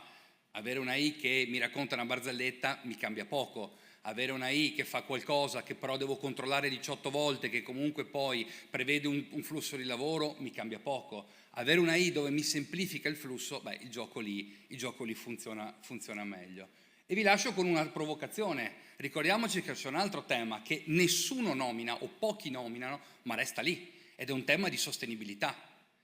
Intelligenza artificiale, centri dati hanno un costo energetico altissimo e abbiamo un cambiamento di tecnologie e di strutture che cambierà la nostra infrastruttura. Pensate al tema della fibra, la velocità del dato, cioè se non c'è sviluppo tecnologico e infrastrutturale non c'è neanche sviluppo di queste tecnologie. E le infrastrutture tecnologiche hanno costi energetici, per esempio, molto alti.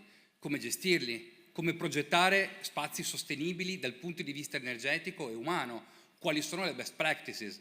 Su questo vi dico già, non c'è una risposta scritta, è tutto in divenire. Vedete, per esempio, noi adesso stiamo facendo anche internamente, abbiamo avuto accesso a dei progetti europei, anche in H-Farm, stiamo provando a ragionare, a discutere, a ipotizzare di cosa accadrà.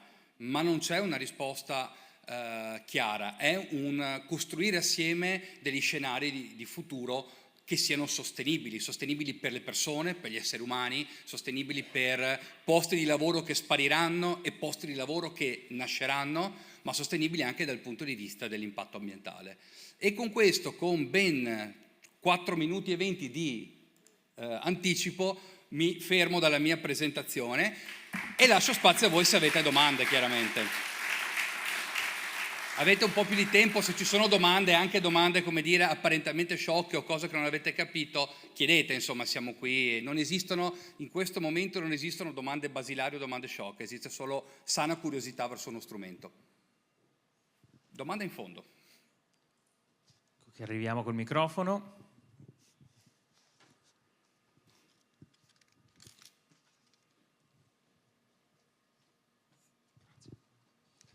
Sì, guarda, allora, giusto una curiosità, perché certo. Mi sono sempre chiesto, ho visto quella presentazione di OpenAI quando aveva fatto vedere ChatGPT 4o. 4o, sì. Sì, che con la telecamera il chatbot riusciva a identificare gli oggetti in maniera live. Mi dico, ma perché a questo punto non può integrarsi direttamente nel computer e mi comanda direttamente il computer? Io gli chiedo, mi compri un volo? E lui fa tutto quanto, o mi mandi delle mail e lui me le manda direttamente, cioè... Beh, è in parte quello a cui stanno lavorando un po' tutti i grandi player. Oggi noi, l'ho citato di passaggio prima, Copilot di Microsoft, che tra l'altro basa una parte delle sue funzionalità proprio su ChatGPT, quindi sullo stesso ambiente, ha come obiettivo quello di automatizzare determinati percorsi. Ad esempio nelle mail Microsoft ha più volte annunciato negli ultimi mesi delle evoluzioni, alcune stanno già accadendo, banalmente Excel con la funzione Copilot dove gli chiedi aggiungimi una colonna, fammi una somma, e cose un po' più complesse le fa. Sulle mail è uno dei processi su cui si sta lavorando. Apple stessa ha fatto l'annuncio pochi mesi fa di un ambiente basato su, non si è ben specificata quale IA, ma che veda tutto l'ecosistema Apple integrato all'interno, quindi un'IA dove tu parli e manda una mail, organizza una call, un meeting. Alcune di queste cose in realtà si possono già fare, cioè dal punto di vista tecnico non è nulla di infattibile, anche per chi, mi metto in questo settore, non ha una conoscenza da programmatore alle spalle, ma esistono tutta una serie di strumenti che creano delle attivazioni, degli automatismi, no? Marketing automation una volta, oggi cominciamo a parlare di AI automation, quindi ci sono delle cose. Il fatto che vengano rilasciate magari con lentezza è un po' un tema misto, un tema infrastrutturale, sono comunque funzionalità che richiedono potenza di calcolo, potenza di dati e di connessioni non banali, quindi c'è un tema anche di collo di bottiglia, di numero di utenti che si possono utilizzare, c'è un tema poi che invece è anche un tema commerciale, economico, e cercano come dire, di rilasciare determinate funzionalità con una finalità anche di stabilità per poi poterle vendere meglio, tra virgolette. Ecco. Grazie. Una risposta molto generica, ma prego. Quinta fila.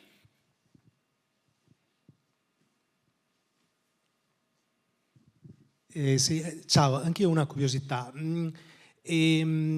Sto vedendo che tanti prodotti che vengono presentati sono in realtà localizzati in lingua inglese. Sì. Allora mi domandavo dove è messo l'italiano? Molto bene, è messo molto bene.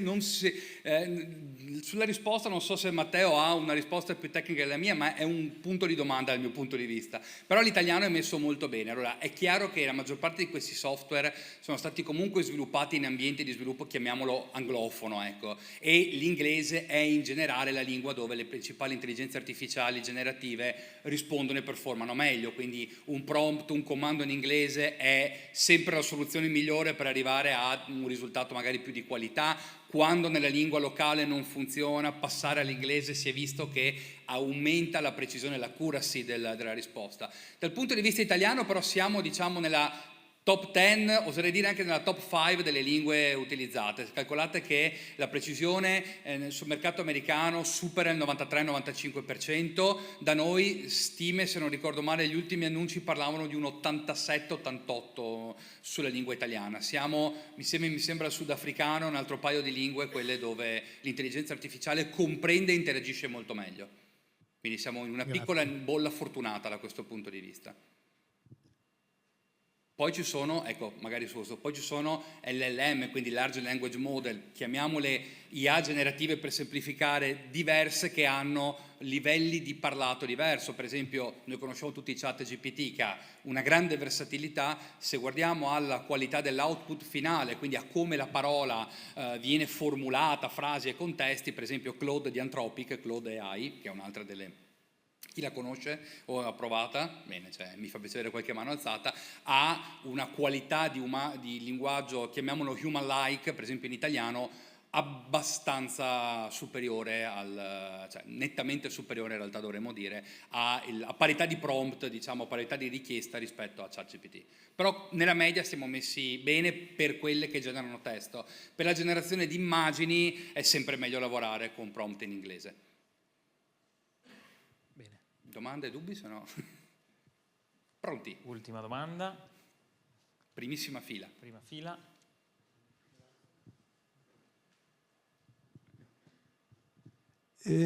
Questo tipo di intelligenze si basano soprattutto sul linguaggio, sì. Quindi imparano dai testi sostanzialmente.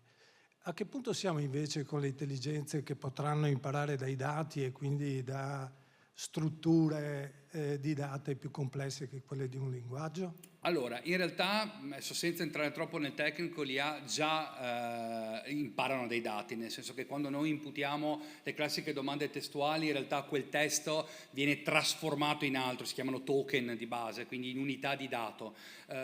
Quindi che siano dati testuali, che siano note musicali, pixel di un'immagine o numeri, tendenzialmente, adesso semplifico molto, ma il livello di difficoltà è abbastanza simile. È più un tema di modelli che si utilizzano, cioè le IA generative vanno bene per entro un certo range per lavorare grandi volumi di dati, altrimenti esistono altri algoritmi e più somme di IA che lavorano in sequenza. Per fare un esempio, in modo che magari si capisce, se qualcuno ha provato l'attuale ChatGPT O1, no? L'ultima release che ha lasciato ChatGPT, l'hanno definito il ChatGPT che pensa, in realtà non nel senso lato ed estremo del termine, però utilizza una meccanica che è quella del pensiero concatenato, dove va a smembrare concetti più complessi e li va a sequenziare. Ecco, immaginiamoci che per cose più complesse non basti uno strumento del genere, ma servono algoritmi dedicati, più algoritmi che lavorano in parallelo su aspetti diversi. Quindi se chiediamo, è un po', adesso estremizzo, ma è un po' come provare a chiedere a un poeta di occuparsi di calcoli scientifici complessi, ecco. Se vogliamo fare il parallelismo, un po' forzato, perché in realtà ChatGPT sta dimostrando di fare bene anche calcoli molto avanzati. Per fare un esempio magari su questo, un paio di settimane fa ero con un team di ingegneri e geologi, gli hanno fatto una domanda molto specifica che era sulle tecniche di grouting. Ho scoperto poi in quel contesto essere un modo di perforare il terreno per iniettare del cemento e creare delle colonne di cemento di rinforzo. Abbiamo provato a chiedere che ci mostrasse tutta la formulazione per arrivare a calcolare i metri cubi di cemento utili al lavoro, e il risultato è stato notevolmente accurato. Parliamo di uno scostamento di 2-3 punti percentuali rispetto al foglio di calcolo che normalmente utilizzano. Ecco. Quindi in realtà li fanno già questi calcoli, dipende poi dalla complessità come noi li utilizziamo. Bene, grazie a voi. Ad Alessandro Scandaletti, grazie a Matteo Flora. Io adesso mi accomodo qui e con questo panel che avvieremo tra pochissimi secondi proveremo un po' a portare sulla sfera della vita quotidiana delle nostre amministrazioni questi ragionamenti e il loro portato. Allora chiamo qui vicino a me sul palco i nostri 4 interlocutori, l'ingegner Ludovico Aniballi, dirigente responsabile di area indirizzo e governance della pubblica amministrazione dell'Agid. Prego, benvenuto. Le darei la mano, ma sono un po' impicciato. E ancora l'ingegner Alberto Corò, caposettore innovazione e transizione digitale del Comune di Padova. Benvenuto. Prendete posto. E ancora il dottor Stefano Di Lena, dirigente del settore amministrativo e finanziario del Comune di Conegliano, quello che arriva, e il dottor Nicola Marolla, dirigente del settore servizi istituzionali alla popolazione della città di Thiene. Benvenuti. Allora, che cosa faremo in questo panel? 30 minuti, lo giuro, non di più. Proveremo un po' a ragionare su vari fronti. Abbiamo 2 profili più tecnici, uno che arriva da un'amministrazione centrale, 3 profili invece dal territorio, e proveremo un po' a capire quali sono le opportunità sul campo, un po' di opportunità e di rischi più in generale li abbiamo ascoltati così bene da Matteo e da Alessandro. Partirei da lei, ingegner Aniballi, lo ricordo, lei lavora in Agid e quindi ci può portare anche un po' la voce. È già acceso? Sì. Okay. La voce del vostro impegno. In particolare c'è un piano che è il piano triennale per l'informatica nella pubblica amministrazione, uno strumento che sicuramente tutti qui dentro conosciamo almeno a grandi linee. Lo scorso anno è uscito il nuovo piano 24-26, a breve dovrebbe uscire un aggiornamento, non so se ne possiamo già parlare, se possiamo anticipare qualcosa, noi siamo felici, ma la domanda è un po' in che modo il piano e Agid più in generale possono supportare le pubbliche amministrazioni, in particolare quelle locali, nei percorsi di confronto e anche nella presa poi di azione sui temi della trasformazione digitale, ovviamente anche dell'intelligenza artificiale. Sì, grazie. Diciamo che Agid, il ruolo di Agid è quello definito dal codice dell'amministrazione digitale, no? Quindi è il soggetto preposto ad attuare gli obiettivi dell'agenda digitale italiana. Detto così, insomma, un po' aulica la cosa. Quindi fondamentalmente che cosa facciamo? Andiamo a fare diverse attività che possiamo sintetizzare in 3 macro categorie, ovvero definiamo strategie e promuoviamo le competenze digitali, competenze di cui si ha tanto bisogno, se ne è parlato più volte nei precedenti panel, e vigiliamo e monitoriamo. Quindi per quanto riguarda anche la vigilanza e il monitoraggio, l'obiettivo è quello di verificare che le azioni che vengono messe in campo a livello nazionale siano coerenti con quello che poi è la strategia nazionale, e poi si fanno anche attività di vigilanza come quelle sui servizi fiduciari, che servono fondamentalmente a creare anche un ambiente trusted e creare fiducia nei confronti da parte dei cittadini e dei fruitori dei diversi servizi, come ad esempio quelli legati all'identità digitale, ecco. E per quanto riguarda invece la prima di queste macro categorie, ovvero la definizione delle strategie, il piano triennale per l'informatica nella pubblica amministrazione è l'elemento principe, diciamo, no? E sin dalla sua prima edizione, quella del 2017-2019, ha fornito le indicazioni proprio operative, e man mano è diventato sempre più, si è sviluppato sempre di più in questo senso, indicazioni operative alle pubbliche amministrazioni che siano coerenti con quelle che sono le strategie nazionali.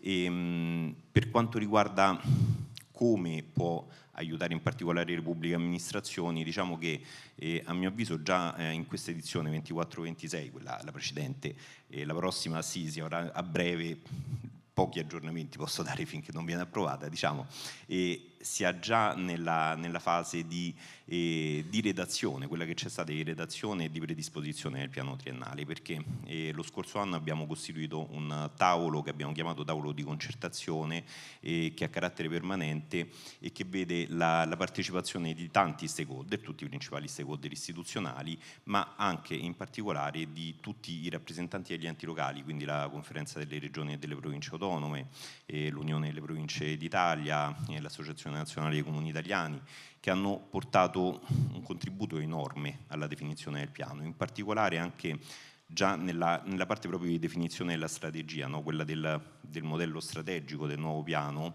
che ci hanno richiesto proprio di farlo partire dalla definizione del sistema informativo del singolo ente, per cercare poi di capire quali fossero le relazioni con quelli che sono i servizi, gli applicativi e le infrastrutture erogate a livello centrale. Quindi l'obiettivo del piano è quello di definire una strategia coerente sia a livello di strategie anche internazionali, europee, pensiamo al Digital Decade, e anche alla programmazione dei diversi fondi, PNRR, fondi strutturali, e ovviamente tutto ciò nel rispetto dei principi previsti dal piano triennale. Ultimamente ne sono stati inseriti anche 2 nuovi, quello della sostenibilità, che è un tema molto caldo, insomma, quindi sostenibilità ambientale, sociale e economica ovviamente, ma anche un altro principio caro agli enti locali è quello della sussidiarietà, quindi il concetto che l'amministrazione centrale debba intervenire solamente laddove è palesemente, diciamo, più efficace il suo intervento rispetto a quelli che sono gli interventi fatti a livello locale.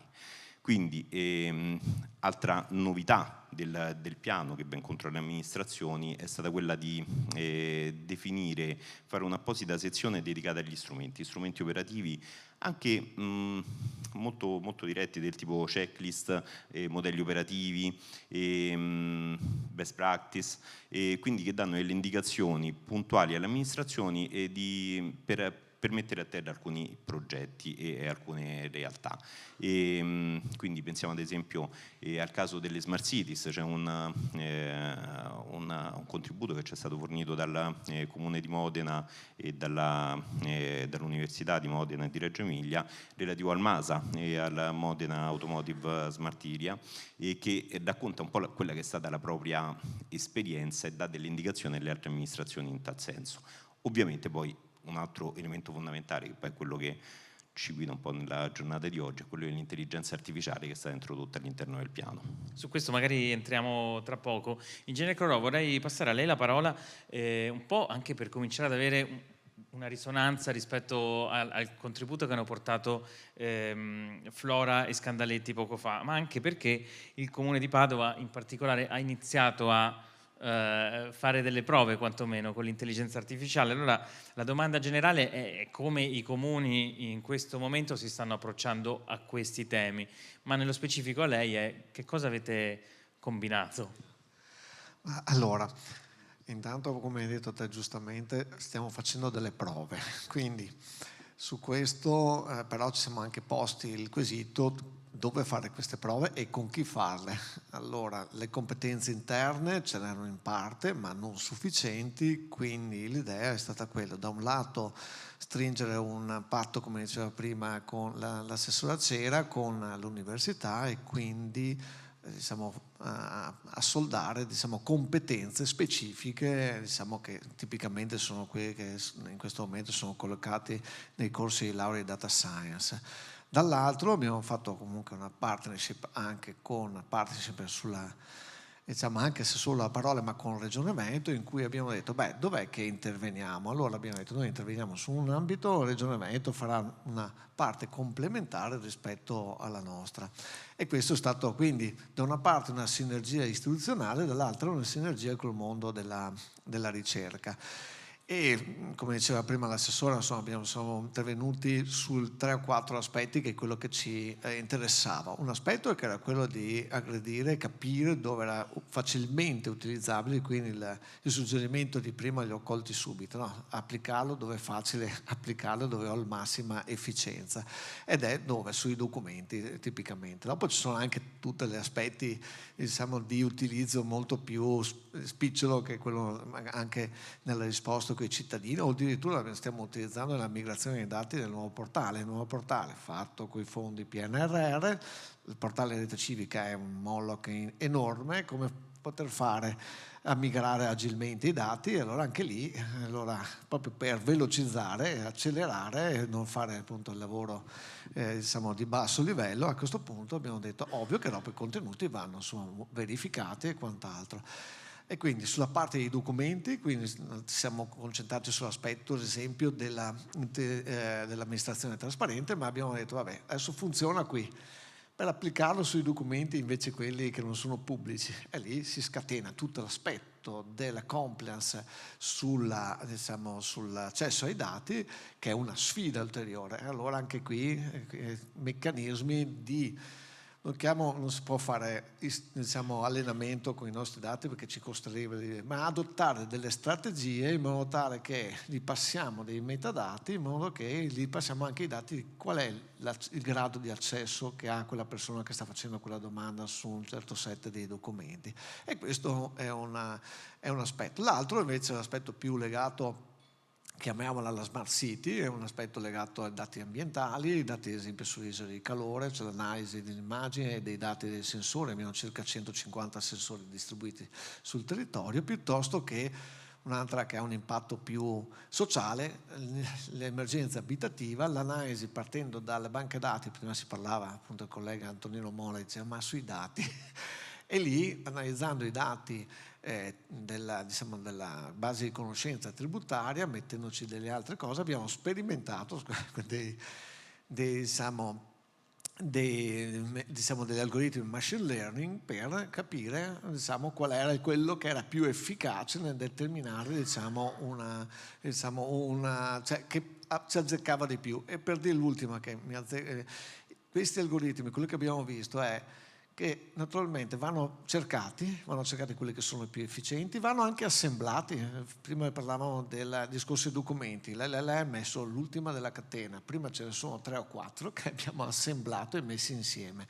Allora, ovviamente qualcuno dice, sì, il comune di Padova è in grado di fare questo, gli altri comuni, questo è un tema, il fatto come riusciamo poi a portare queste esperienze negli altri comuni. Esatto, e qui chiedo un po' la voce del dottor Di Lena e del dottor Marolla, perché al di là del tema comune grande e comune piccolo, c'è anche il fatto che lei, ingegnere, gioca in casa, perché di mestiere, insomma, lei è un ingegnere, e questo la qualifica nel bene e nel male, ma insomma è un tecnico, ma la prospettiva dagli altri punti di vista, un settore come quello dei servizi al cittadino, un settore come quello amministrativo e finanziario, come stanno affrontando questo mondo che ci si apre davanti? Chi vuole partire? Ma parto io, grazie. Io lavoro nel comune di Conegliano, che è una cittadina di 35.000 abitanti. La nostra realtà ha 200 dipendenti circa, neanche pochissimi, però quelli che hanno una postazione, un PC, sono 150.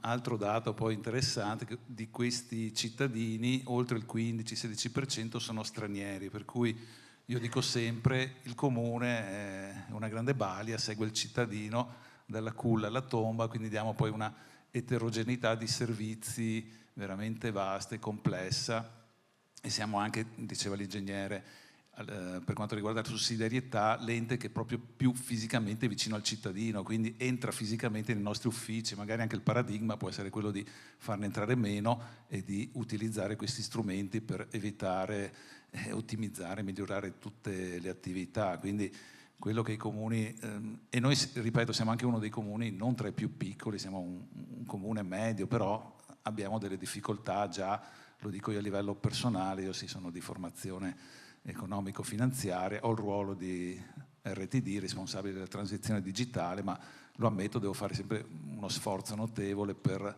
inseguire, arrancare i colleghi più bravi e cercare di copiare, perché sì, magari non inventiamo niente, ma cerchiamo di selezionare le best practices e quindi ottimizzare quelle risorse, perché poi è anche importante avere dalla nostra parte degli amministratori che potremmo definire illuminati, che vedono anche l'investimento nelle infrastrutture telematiche, nelle risorse, nell'adeguare, non avere attrezzature obsolete, nella formazione dei dipendenti, nello smuovere poi la mentalità che spesso è quella lì che ti porta sempre a dire abbiamo sempre fatto così, una frase che proprio genera orticaria, penso in tutti quelli che sono qui presenti, ma è proprio un cambiamento culturale, di paradigma che dobbiamo fare, quindi partendo, come dicevano i bravissimi relatori di prima, da un'analisi. Grazie, cambio in corsa. Un'analisi dei processi e fare poi delle valutazioni, perché dobbiamo anche poi poterli sviluppare questi progetti, ma avere anche delle prospettive reali, concrete, per poterli poi sposare, perché se non ci crediamo noi per primi in questi progetti, potenzialità, poi diventa anche difficile fare digerire da un lato agli amministratori, ai dipendenti, ai colleghi e ai cittadini, cioè quindi avere una visione di questo tipo. Dottor Marrone, lei annuiva pesantemente sull'abbiamo sempre fatto così. Mi trovo molto su quello che ha detto il collega. Io vengo da un comune del Vicentino di 24.000 abitanti, abbiamo circa 140 dipendenti. Però volevo riprendere il discorso dell'assessore all'inizio, quando ha detto 560 comuni in Veneto. Allora, 4 comuni con più di 100.000 abitanti, 2 con più di 50.000 abitanti, 10 con più di 30.000 abitanti, tutto il resto. Quindi noi dobbiamo parlare, almeno io mi sento di appartenere alla maggioranza, non so se è maggioranza anche qui in sala, ma mi sento di dover parlare a quelle realtà di comuni che sono come le nostre, diciamo noi siamo i più grandi dei piccoli e poi ci sono i piccoli. Allora come affrontare questi temi? Secondo me la scommessa è proprio questa. Allora riprendo quello che avevo anche detto al collega Antonino Mola, che mi ha incastrato oggi a essere qui. Cioè bisogna che ci dia una mano qualcuno, cioè bisogna che il sistema degli enti locali che è fatto da regioni, province e comuni appunto faccia la sua parte, e soprattutto la regione, soprattutto la direzione ICT, che per fortuna c'è, è presente e ci supporta, lo faccia anche su questi temi e quindi ci aiuti insomma a portare a casa dei prodotti, perché è assurdo pensare a 500 modi di affrontare l'intelligenza artificiale e l'applicazione, bisogna trovarne 5 e che vadano bene appunto per la maggioranza dei comuni, che non è Padova o Verona o Treviso, è appunto Conegliano piuttosto che altri comuni. Ecco.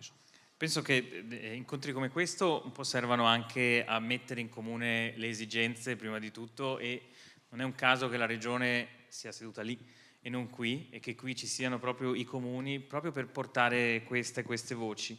E poi facciamo un secondo giro con voi tre su un tema proprio di organizzativo e di cultura dell'organizzazione comune. Ma prima vorrei tornare dall'ingegnere Aniballi. Parlavamo prima degli strumenti e di quello che il piano triennale prevede specificamente sul fronte dell'intelligenza artificiale. Ci vuole dire 2 parole su questo?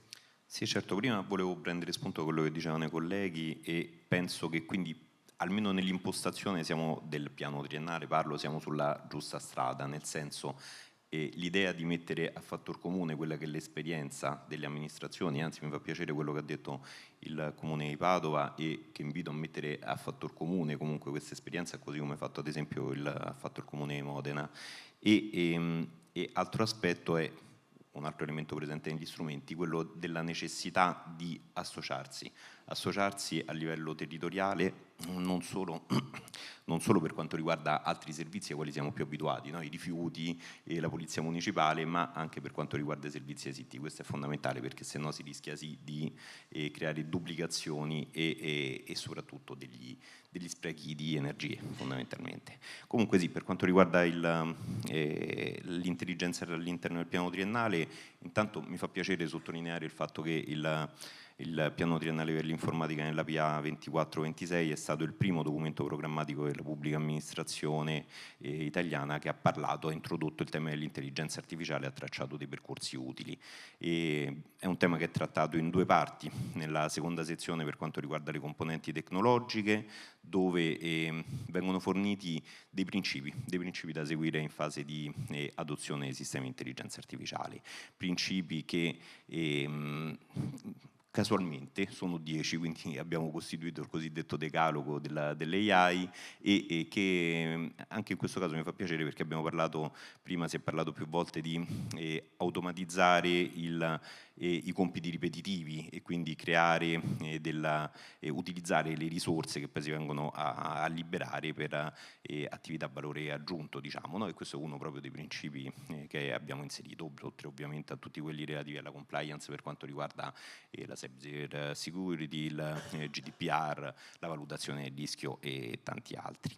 Il tema è poi trattato all'interno della sezione strumenti, dove c'è un apposito strumento dedicato all'intelligenza artificiale e nella precedente edizione, quella ancora vigente, sono state fornite le esperienze di alcune grandi amministrazioni a tal proposito, come l'Agenzia delle Entrate, INPS, INAIL, l'Istat, dove ad esempio in alcuni casi sono stati utilizzati dei sistemi di machine learning per individuare delle situazioni anomale, o l'utilizzo di chatbot, se ne parlava prima, credo utili, ben fatte, che vanno anche a fornire, ad individuare un po' insomma la categoria di utente e a fornire dei servizi ad hoc, e viene spiegato, non solo raccontata la storia, ma spiegato come si è giunti a fare determinate attività, cercando insomma di fornire gli elementi utili alle altre amministrazioni. E in ultimo il piano ha previsto anche degli obiettivi, così proprio come è previsto dalla struttura del piano triennale, in capo ai soggetti istituzionali, in particolare proprio ad Agid, ci diamo dati i compiti da soli, che prevede entro la fine dell'anno, quindi entro la fine del 2024, la redazione, la predisposizione di linee guida per l'intelligenza artificiale. Si tratta di linee guida che sono anche previste insomma dalla strategia per l'intelligenza artificiale pubblicata un po' di tempo fa, e riguardano sia l'adozione sia il procurement che lo sviluppo di sistemi di intelligenza artificiale.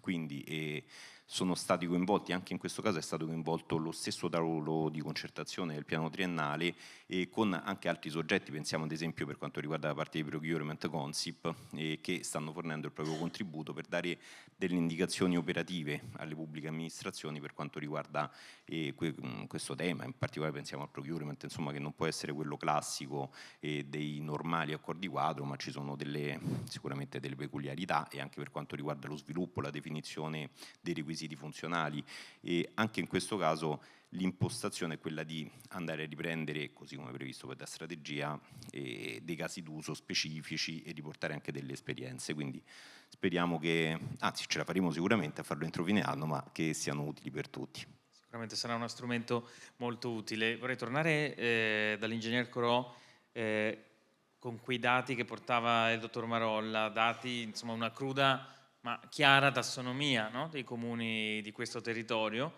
e quindi ai comuni grandi un po' tocca il compito di accompagnare e di far crescere insieme a loro i comuni più piccoli. Cosa state facendo a Padova su questo fronte? Oddio, che domanda. È bella. Ma io gliel'ho chiesto perché so che qualcosa state facendo. Allora, sicuramente il tandem, passami il termine, è con Regione Veneto, e quindi per quanto riguarda due fronti. Uno che è quello delle autorità urbane, e quindi il fatto di lavorare, stiamo parlando ad esempio in questo caso qui dei fondi PRFES, quindi fondi indiretti europei, e su questo naturalmente si sta ripresentando, o meglio abbiamo ripresentato quello che è stato lo scenario fatto nella precedente programmazione, anzi estendendolo a un numero di comuni ben più ampio, e quindi il modello è stato naturalmente quello di una condivisione di progettualità. In questo caso qui ci sono anche naturalmente degli elementi fino a un certo punto di intelligenza artificiale nella parte progettuale, e il fatto di mettere insieme più autorità urbane che vedono tipicamente il capoluogo insieme con dei comuni dell'area metropolitana, e una progettualità fatta tra tutte le aree urbane, quindi è un progetto unico, okay, che quindi affronta una progettualità unica, un tema unico e così via. La stessa cosa si sta cercando di farlo con, a livello invece dei comuni non afferenti alle aree metropolitane, vengono chiamati quindi soggetti aggregatori digitali, e su quello tipicamente capeggiati dalle province. Quindi questa strategia, che il fatto è condivisa, anzi portata avanti da Regione Veneto, vede ad esempio il Comune di Padova attore attivo, nel senso che coordina ad esempio il gruppo delle autorità urbane nell'ambito ad esempio del progetto che lavora sui dati. Invece magari qui c'è anche il collega del Comune di Treviso, invece il Comune di Treviso che invece capeggia tutto quello che riguarda invece il fronte dei servizi diretti ai cittadini. Quindi la strategia naturalmente è quella di creare delle aggregazioni che, anche se non sono aggregazioni così, passami il termine, istituzionalizzate, le autorità urbane in realtà lo sono perché c'è proprio una convenzione molto forte, insomma. Però lì c'è da realizzare ad esempio opere anche, e quindi in mezzo c'è anche il digitale, quindi insomma allora c'è una spinta politica anche forte. Il digitale è un di cui. Però insomma da un lato queste aggregazioni, dall'altro sicuramente ci vorrebbe una formalizzazione che ancora non c'è di aggregazione. C'è in alcuni ambiti dove ci sono magari dei consorzi piuttosto che altro, o aziende a capitale pubblico, però è ancora una situazione molto a macchia di leopardo. Quindi da un lato sicuramente continuare in questa forma sfruttando i fondi europei. Dall'altro però bisogna fare un'azione sicuramente politica. Io mi sono fermato naturalmente al primo.